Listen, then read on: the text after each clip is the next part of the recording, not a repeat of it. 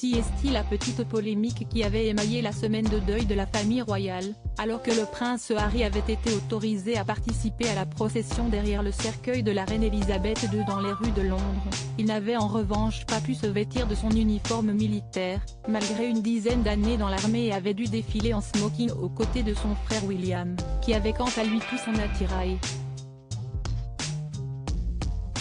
Pourtant, le pays entier le sait, le fils cadet du roi Charles III est très attaché à l'armée et y a passé de nombreuses années, acceptant même de servir pour le Royaume-Uni en Afghanistan pendant différentes missions.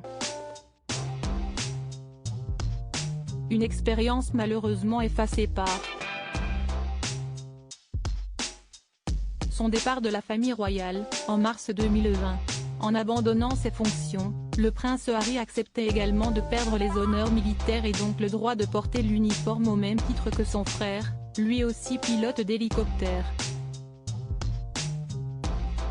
Un constat qu'il avait attristé, mais qu'il avait accepté, sûrement pour ne pas faire trop de scandale dans un moment pareil. Ce mercredi, il portait donc un costume gris, sur lequel il avait accroché ses médailles militaires, tout comme son oncle, le prince Andrew, lui-même déchu de ses titres après avoir été accusé d'agression sexuelle sur une mineure dans l'affaire Epstein. À leur côté, le prince William, le roi Charles III mais également la princesse Anne et le prince Edward avaient quant à eux revêtu leurs habits d'apparat.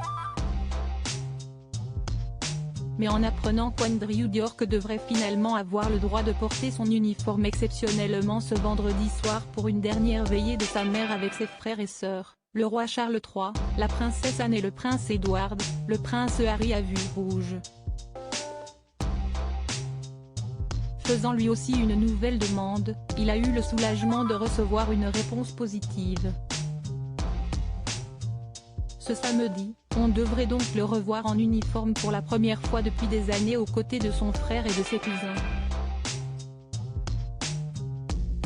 En revanche, sa femme, Meghan Markle devrait rester au Frogmore Cottage pour la journée, cet instant pourrait n'être réservé qu'aux cousins et non à leurs conjoints et épouses.